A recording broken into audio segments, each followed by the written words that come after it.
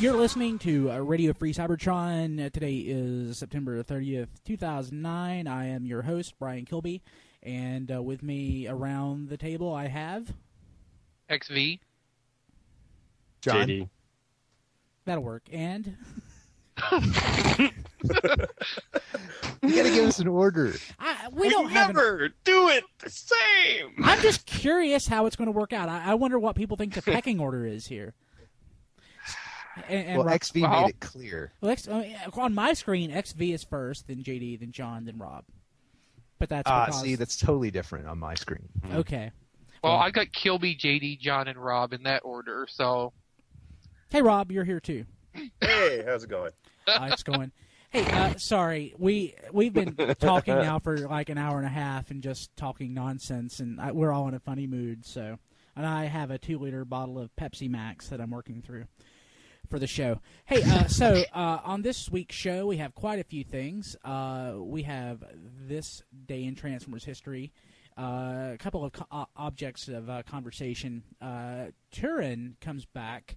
If anyone is a long-time listener, they'll remember Turin. He comes back with news from Cybertron, which he that was his bit back in the day, and some announcements at the end of the show. Let's go ahead and get things started with what's going on this day in Transformers history, JD. Ooh, so exciting. So this day in Transformers history, Season 2, episode premiered, Enter The Nightbird. Oh, dear God.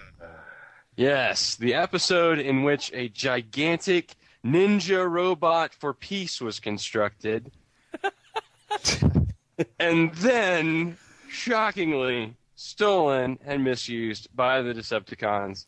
And eventually destroyed-ish, and then totally left as a cliffhanger that never really panned out. Well, we found out in fan fiction that Megatron fell in love with Nightbird. Yeah. And possibly really misused her. It became the relationship, the sort of what could be interpreted as jealousy on Starscream's part, began to be interpreted as a love interest between Megatron and Starscream, which has led to decades of slash fiction between Megatron and Starscream. Now, JD, for those of us who don't know, what is slash fan fiction?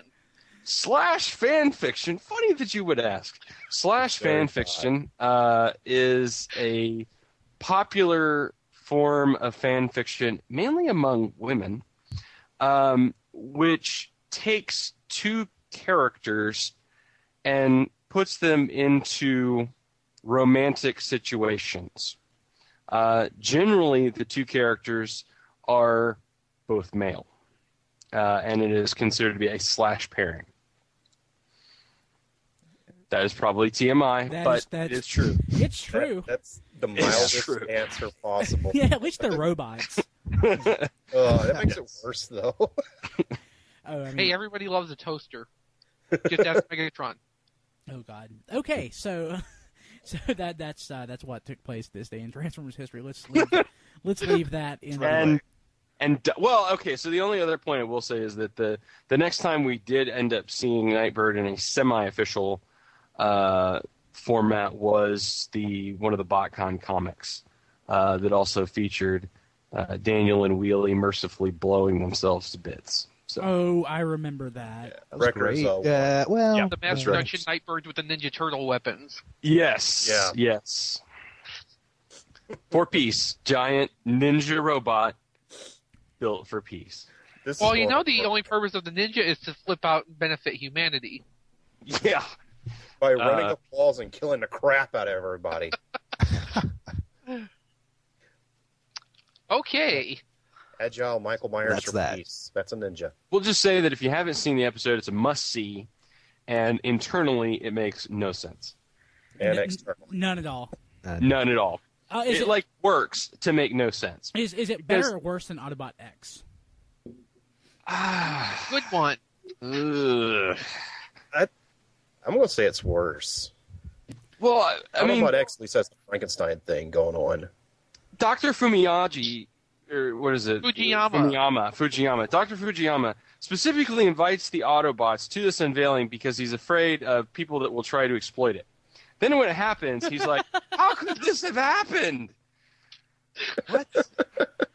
That's why the Autobots were there. Anyway, Yeah. internally, it makes no sense. Externally, it makes no sense either. Okay, so I'm trying to figure out what order that we're gonna hit some of this stuff.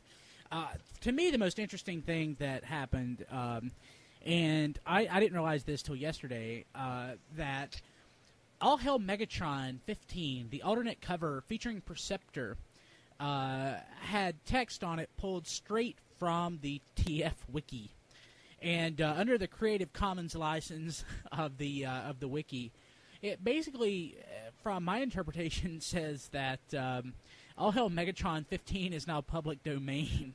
That's an epic fail. What do you guys think about that? Somebody gonna get fired.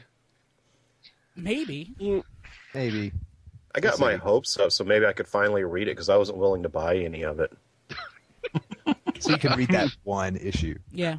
Hey, it's not illegal to download the torrent anymore. If somebody would see Well, it. I mean, the question is, like, what would they want to do? Like, okay, so according to the documentation, it's public domain. But, on the other hand, there's not really a lot of authorization for the wiki itself. I mean, as far as, I don't think from an official standpoint. I mean, I don't know this, so I may be wrong, and if I am, please write me tons of nasty letters. At jd@tfradio.net. At jd@tfradio.net. But Or post on our I don't... forums. Yeah, if we're wrong, post on our forums and tell us why we're wrong.